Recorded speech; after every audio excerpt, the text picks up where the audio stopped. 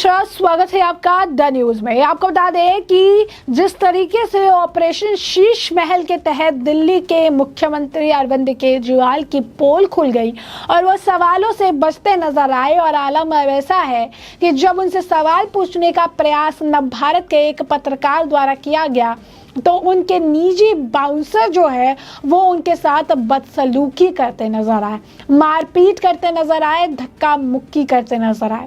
और अब इसी पर एक बड़ा खुलासा हुआ है, और ये खुलासा ये है कि जिस व्यक्ति ने जो है नवभारत के पत्रकार हिमांशु के साथ बदसलूकी की, धक्का मुक्की की, मारपीट की, वो जो है वो शहरी विकास मंत्री दिल्ली का निजी सचिव राजकुमार झा है।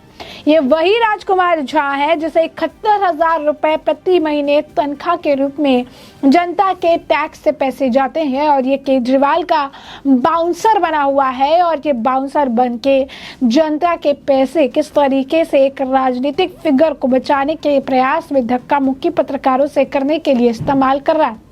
बीजेपी नेता हरीश खुराना ने भी इसे लेकर ट्वीट किया। उसकी फेसबुक आईडी भी उन्होंने साझा की, जहां पर झाड़ू यानी आम आदमी पार्टी को वोट देने को लेकर उन्होंने लोगो भी लगाया हुआ है और अपनी तस्वीर भी साझा की हुई है। बीजेपी नेता हरीश खुराना ने लिखा कि नवभारत के रिपोर्टर हिमांशु के साथ गुंडागर्दी करने वाला और कोई नहीं, आम आदमी पार्टी का वही कार्यकर्ता रामकुमार झा है। वैसे यह झा आम आदमी पार्टी के कार्यकर्ता के साथ साथ दिल्ली सरकार के मंत्रालय में पीएस की जॉब पर कार्यरत है, और ये इसका सबूत है। अब सवाल उठता है कि पैसे सरकार से लेते हैं और कार्यकर्ता आम आदमी पार्टी के और बाउंसर बने हुए हैं अरविंद केजरीवाल के। उन्होंने दिल्ली के एलजी को भी टैग किया और उन्होंने कहा कि एलजी साहब से निवेदन है कि इसका संज्ञान ले और इस गुंडे को तुरंत पद से हटाए। तो अब देखिए कि चापलूसी करने का कैसा स्तर है, ये कितना निचला स्तर है ये, कि सरकारी से जो है पैसे लेते हैं और जो है आप कह सकते हैं कि खिदमत जो है अरविंद केजरीवाल की करते हैं, और इस खिदमत के चक्कर में उन पत्रकारों पर, उन बेकसूर पत्रकारों पर हाथ उठाते हैं, धक्का मुक्की करते हैं, जो पत्रकार सिर्फ अपना काम कर रहे हैं, जो पत्रकार जो है आज के वक्त में अरविंद केजरीवाल को एक्सपोज करने का काम कर रहे हैं, जिस अरविंद केजरीवाल ने एडवर्टीजमेंट की मोटी रकम देकर कई चैनलों को खामोश कर दिया था। नवभारत में आपको बता दें कि नवभारत द्वारा ऑपरेशन शीश महल चलाया गया, जिसके तहत अरविंद केजरीवाल के सीएम जो आवास है उसके अंदर बंगले में लगाए गए कई सारे लग्जरियस चीज का खुलासा हुआ और बताया गया कि रेनोवेशन में किस तरीके से 45 करोड़ रुपए का खर्च जो है किया गया है।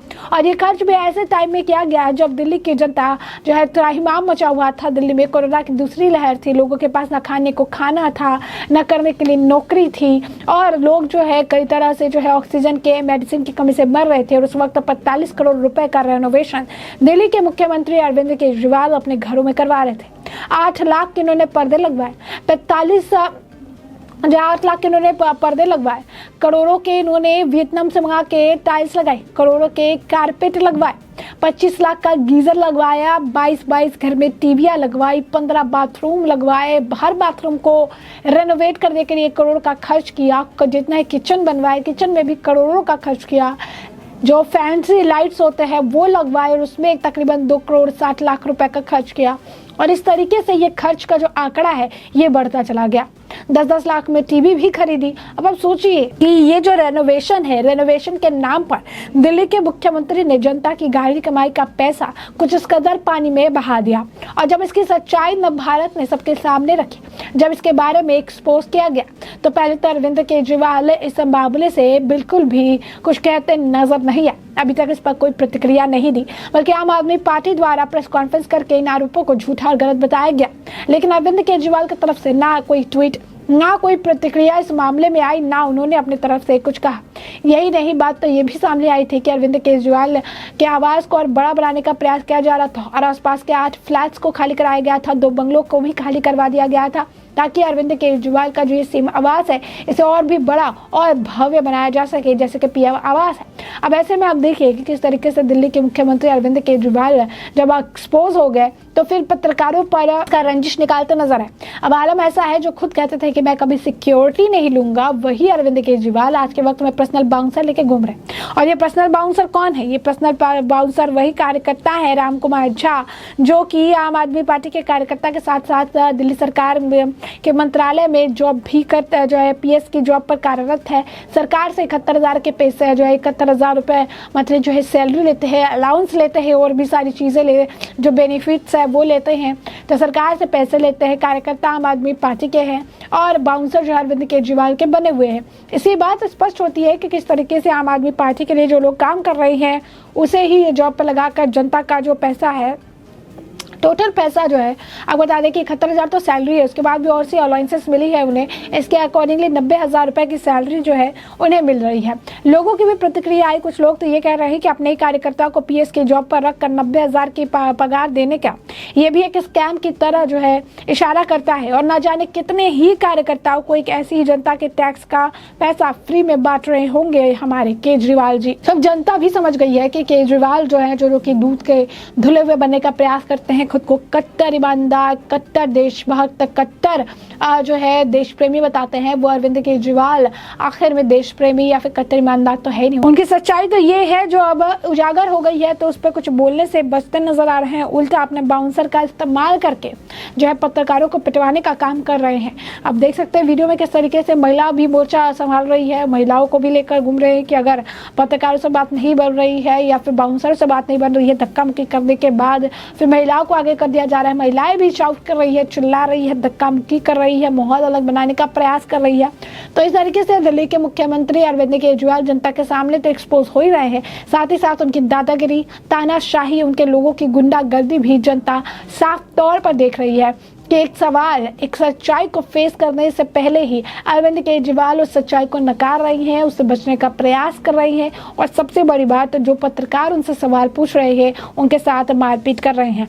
बीजेपी नेता हरीश कुनाना ने वो वीडियो भी साझा की और उन्होंने ट्वीट करके लिखा है कि नवभारत का रिपोर्टर हिमांशु के साथ गुंडागर्दी करने वाला कोई और नहीं, आम आदमी पार्टी का वही कार्यकर्ता राम कुमार झा है। उन्होंने लिखा कि वैसे ही झा आम आदमी पार्टी के कार्यकर्ता के साथ साथ दिल्ली सरकार के मंत्रालय में पीएस की जॉब पर कार्यरत भी है और ये इसका सबूत है। अब सवाल उठता है कि पैसे सरकार से लेते हैं कार्यकर्ता आम आदमी पार्टी के और बाउंसर अरविंद केजरीवाल के बने हुए हैं। उन्होंने कहा कि जो दिल्ली एलजी है उसे भी टैग करके कहा कि इसका संज्ञान लेकर इस गुंडे को तुरंत पद से जो है हटाया जाए, क्योंकि स्पष्ट तौर पर ये सरकार के हित के लिए, जनता के हित के लिए काम नहीं कर रहा, बल्कि ये केजरीवाल का बाउंसर बना फिर रहा है, जो सवाल पूछने पर पत्रकारों से हाथापाई करता है, मारपीट करता है, धक्का मुक्की करता है।